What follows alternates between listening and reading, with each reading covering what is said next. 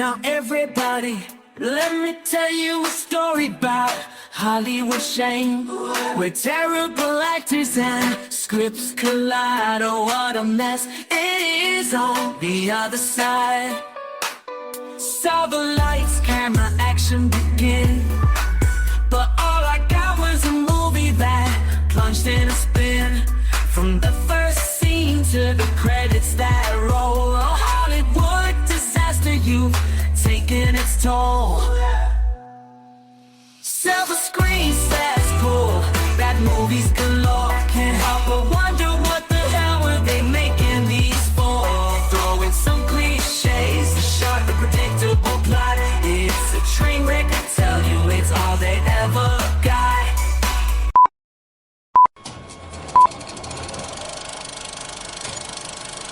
And now for our feature presentation. Welcome to the Silver Screen Cesspool, where we review the pool. And now your host, the surveyor of cinema, the mocker of moronic movies, the terror of tiny town, the last known survivor of battlefield Earth, the one of many, Alan Smithee. Odds are you've never heard of the 1961 movie Nude on the Moon. But if its name sounds familiar, that's because in 2002, the name was borrowed by the B-52s for their double-disc CD anthology. The movie Nude on the Moon is a fairly standard early 1960s sci-fi flick for the first 20 minutes. A scientist and a professor are working on getting themselves to the moon. Now keep in mind that it was in 1961 that the first human orbited the Earth, and we're 9 years away from walking on the moon and the summer of love. So the idea of two random dudes just up and going to the moon using the science of boiling different colored liquids in beakers seems plausible for the time. I won't hold the modern standards for moon travel against anyone involved with this movie. Now the fact they had a $3 million budget in legal tender to get to the moon, I will hold against them. I understand $1 went further in the 1960s, but the actual cost for Apollo 11 was $334 million. Other than that, those first 20 minutes are not bad. Well, there are some pretty terrible pacing issues. The movie opens up with a cartoon spacescape. The theme song plays, a star faintly twinkles, and the song plays. The entire song plays, and the screen never changes. No action, no dialogue, no credits. Absolutely nothing happens for nearly 2 minutes, and we just listen to this song. And it's not even a B-52's song like Rock Lobster, because that would have been interesting.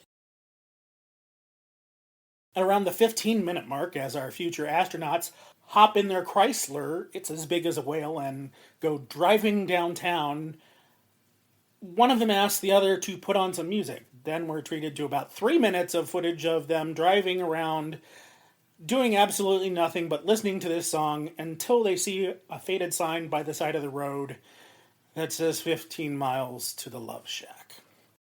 Where this movie starts to really go off the rails is when the scientists are ready to go do their cosmic thing. You see, they don't want to attract a crowd, so they don't tell the press they're going to the moon. This allows them to take off from their own private Idaho. And because building spaceships, even prop ones, gets to be a little expensive, we don't even get to see the outside of the ship, except from extreme close-up or extremely far away in a matte painting. On the way to the moon in the sky, called the moon, both of them spontaneously fall into a deep sleep. When they wake up, they've landed on the moon, and it looks nothing like they expected. In fact, it looks like a tourist trap in Florida, where all the building and furniture is made up from fossilized coral. They exit the ship in their spacesuits, which frankly makes them look more like Power Rangers than astronauts. They begin to roam around and explore when they come upon a wall with a ladder. One climbs up and spots about 52 girls who aren't nude but are topless, like they've been involved in some sort of hot pants explosion. And there are a few men and children around as well, and they're wearing little more than a gold Speedo. So I guess Nude on the Moon is a bit of false advertising, and it should just be topless on the moon. Professor climbs up and down the ladder, and without telling the scientist what he saw, the scientist climbs up the ladder and sees the same. Neither one ever acknowledges what they see. Neither says, wow, or ooga, or oh my god, aliens, or you have to see this to believe it, or even call out to the aliens, is that you, Modine? Yes, they're aliens, and you can tell this because of the visible headband with pipe cleaner antenna. The never nude men capture the scientist and the professor. A topless woman bonks them on the head with a magic wand that makes 1960s sci-fi sounds, and then they throw them into an abandoned well. The heroes try to escape when they bang, bang, bang on the door, baby. The Queen of the Nudes calls a meeting of her citizens and tells them she thinks these guys are groovy and that they're just here to learn more about the universe. So everybody just be cool and chill out. We can let them roam if they want to, roam around our world. Also, the Queen is telepathic and doesn't speak, and her citizens also don't speak either, and they're not telepathic, so it's not like anybody could object to this plan if they wanted to. Our heroes are freed, and they go about their work of taking photographs of the moon and its citizens, and taking notes, telling it like it TI is. They're both eyes up and respectful to the topless women. It's almost like they're practicing real good objective science.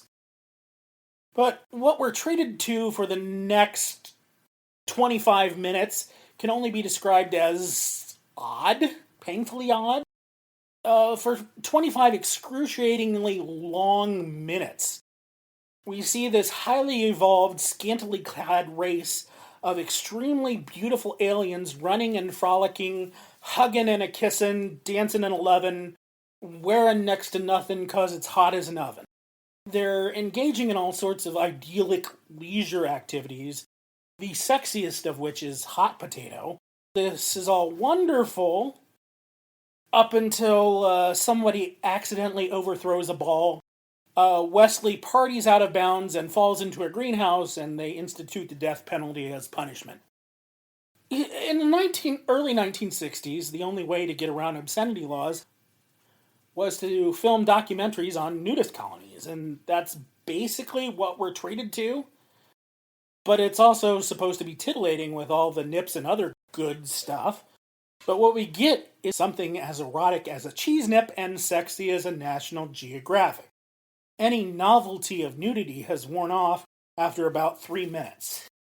But clearly it's meant to be sexy since it fakes a nudist colony documentary, and there's no reason to fake one except to try to be erotic.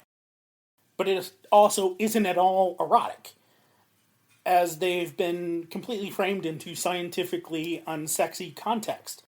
Also, there's kids running around. All of this happens with the soundtrack ripped off of a similar era Disney documentary. How do I know it's a fake nudist colony? Well, besides the fact that they're not really on the moon, there are tan lines. Lots of tan lines. Something you tend not to get if you're all the time nude.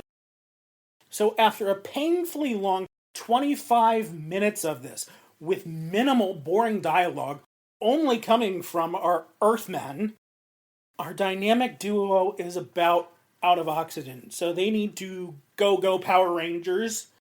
But the scientist wants to stay because he's in love with the Queen, and she's in love with him despite having just met a few hours ago and never having exchanged any sort of dialogue up until this point. The professor talks some sense into him, and they finally head home. When they get home, they have difficulty proving that they ever went to the moon. When the scientist fell in love, he set down his camera and forgot it like he's the president of the Deadbeat Club. They aren't even sure themselves that they were on the moon, since they both napped on the way there and back and autopilot took over. To be honest, I'm not sure that they landed on the moon either, because their view of the Earth had all the continents backwards, and Revolution Earth went counterclockwise instead of clockwise. Perhaps they accidentally went into that mirror universe where Spock had a beard or something. Given the painfully slow pacing of this movie throughout, I'd have to say this movie is about as much fun as watching a tin roof rusting.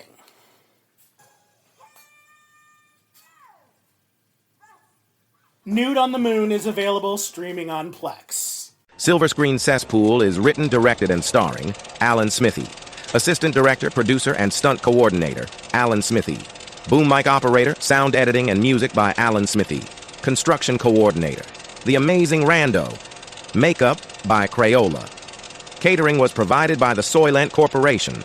Alan Smithee will be back in Return of the Curse of the Planet of the Prehistoric Bikini Ninjas versus Kingdom of the Bride of the Killer, Shark Cheerleaders 2, Electric Boogaloo.